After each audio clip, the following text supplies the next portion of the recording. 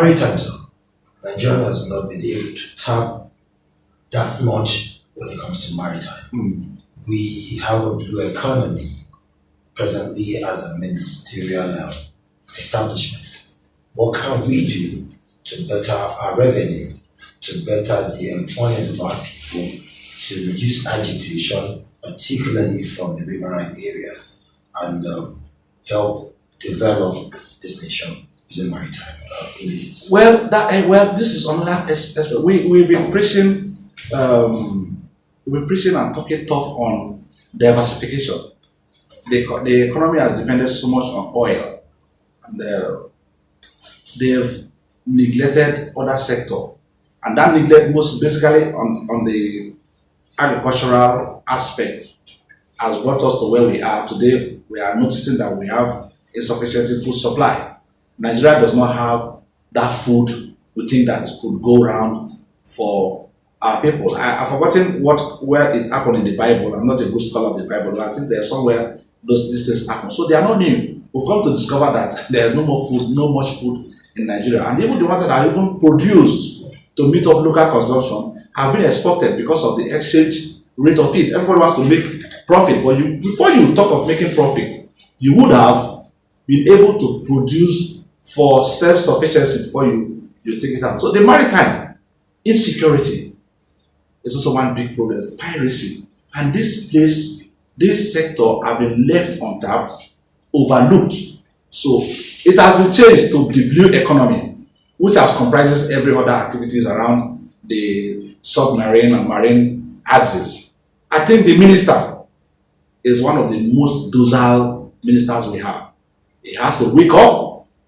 Today I was on air, I was talking about the Minister of Agriculture. We are talking about food insufficiency. Till today, we've not seen the Minister of Agriculture utter a word. If he has, I don't know. We need to see those clips. We are talking about food insecurity. We are talking about demand chasing price chasing demand, supply affecting demand. And in all of these data, we've not seen the Minister of Agriculture come out to even profile a solution. We've not heard. Everything has been shifted to the security agencies, to the president, as if there is no minister, to the legislators. They are all struggling to tackle food security and the other insecurities in the country. We've not seen these ministers make tangible effort to say, this is my sector. These are things we should put in place to ensure that we have food supply, good food supply. The presidency had opened up a waiver, 150 days for people to import. The minister has not come up to say, these are the commodities we are looking at. These are the strides we are looking at to get these things done. Nothing is done. So I think both the Minister of Agriculture, not only the Minister of Blue Economy, they must come up and tell Nigerians what they are doing. That is why sometimes when my colleagues want to go on protest, I ask myself, why are we going on a generic protest? Our protest to be aimed. If we are going to squarely face somewhere that look, we don't know what blue economy means. So what agitates? We are going to the Ministry of Blue Economy to ask the minister, what does his ministry stand for? What is he doing to eliminate the yearnings and sufferings of Nigerians? We have to go and ask that question. If it's agriculture, not to say that we want to do protest action. Which country we don't have everywhere? There's action everywhere. Americans are facing their own political action. The owners of democracy, they are facing the thickness of democracy today. Which country is safe today? So we must be targeted. We must know what we are doing. That is why these leaders sometimes don't take us they take us for granted. You want to go and do a protest for suffering. Okay, are we not Nigerians? We as youth leaders, what solution are we going to provide? Rally is becoming, you could do rally in appraisal.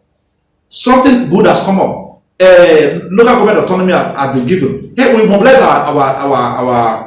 our youth all over the country to thank the government to have head to that. Then we pursue another cause. Insecurity, look at the effort the military are putting in. The police have totally forgotten about insecurity. It is now the work of the military. Very ridiculous. We work with them, so we know what we are saying. So these ministers are there to help the president.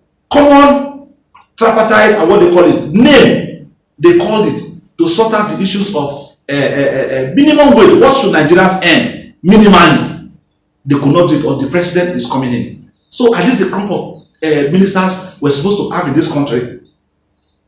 So when we want to do rally, it should be targeted. You brought up the issue of the blue economy, which will match in our numbers and carry placards. We want to ask the minister of blue economy question. Nobody is going to stop our rally. But when you want to do anything that will truncate the peace and stability of the nation, nobody will allow you to do that. At a time that people are so upset, angry, even the government, they are even upset. We give God the glory. We have a very mature president this time that do not talk much. He hears everything, he acts promptly to them, but never say anything. When the president wants to come, the few times he has come to talk, he has said things. There is also hardship inside. There is also hardship inside. That is why when they want to pin up to do frivolous things, we shoot it out. This is not the time to buy jets. This is not the time to embark on those frivolities. Nigerians don't need it. Why would even National Assembly give money? Thanks to them, they've brought out 50% of their income 6 months, within 6 months, to cushion the effect. It should be directed to somewhere. Is it going to production? Is it going to assist local production? They should tell us. Are they putting it for education? So that we now know the sacrifice they made for the country to say, oh, this set of people, the 10th Assembly, as of representative, sacrificed 6 months of their 50% of their salaries for education. Please, federal government, tell us, what did you do with it? Except that, we've not gotten it right. Now, speaking on the slash or the voluntary donation of 6 months' salaries by members of the Federal House of Representatives. 50% of 6 months, yeah. 50% yes. for a period of 6 months. Yes, so that we don't go and think that they're giving exactly, not for specifically 60% for, yeah. 50% for 6 months. Yes. And while it is still not clear, about some 3 weeks ago, a honorable member from Kogi was suing a lady for alleging that he takes so much an amount of money into amounting to about over 10 million as his monthly take home. Of course, which he denied. While in the course of speaking, also the former Speaker of House of Reps, Honorable Yakubu Dogara, stated that his salary is just barely around 400,000 to 500,000 naira. So this is to say these honorable members are sacrificing from the little, whereas Nigerians are saying there's still a huge amount somewhere. Would you want to, as a youth president, would you want to call these honorables if they should consider also cutting some of their private allowances? That is where more Nigerians feel they should be cut. Okay, I know where you're going to. I'm not here to speak for the honorable members, but it should be appreciated that one of the concerns they've shown in realizing the issues of hardship is that they are taking more, and that they recognize that they could also give a little out. So we are human beings, and they say our needs are insatiable. That is the question you're asking me. A man has said that, okay, for you to move on, let me give you 10,000 naira for transport, so that you don't use train, you use flight. And now you have come back again to say, okay, but that 10,000 you're giving me, you still have 30,000. Can I have more 20 so that I can rent the train? That is the question you're asking me. We shouldn't be doing all this kind of a thing. Don't forget, these legislators, they are responsible for their constituency. The way I and you are being called every day back home for help is the same way they have thousands of people. They pay school fees, they pay house rent, they do a whole lot of these things for other people in their constituency. So if they are tampering with their income, their personal income, which is... Well, thank you very much. First of all, let me seize the opportunity to quickly thank the President and the NLC and the other labor forces that were together. Let me first of all thank them for the kind gesture. The President has shown again that is a man that listens to the yearning of the people. And he has swung into action by seizing the opportunity to attend to the long-awaited minimum wage saga in our country. Well, the question is if 70,000 is enough, but let me educate us firstly. Minimum wage 70,000 does not mean that Nigerian workers are going to be paid 70,000 naira. 70,000 naira is just a limit, the variable limit for which people that are working should be paid, mostly the private sector. That depends now on your level. On your level in the civil service, the multiplication, the multiplier effect, and the additive effect.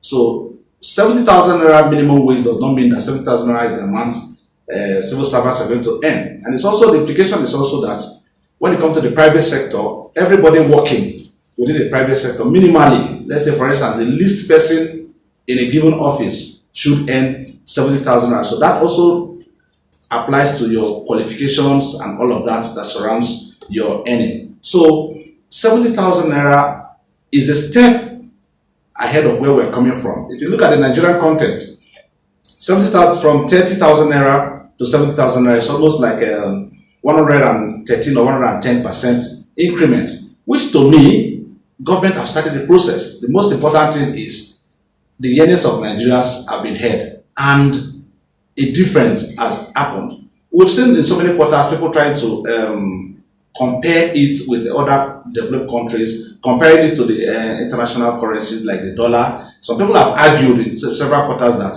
okay, during the Jonathan period, it was about $100 and something when the increment came. It fell down to $80 something, and today perhaps it's about 30 something.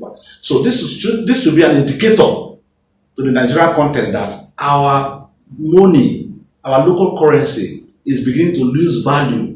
This analysis, I like it, is apt because it should be an indicator, rather economic indicator, that we need to do more. Nigeria need to produce more. Now, the minimum wage has been approved and is standardized now.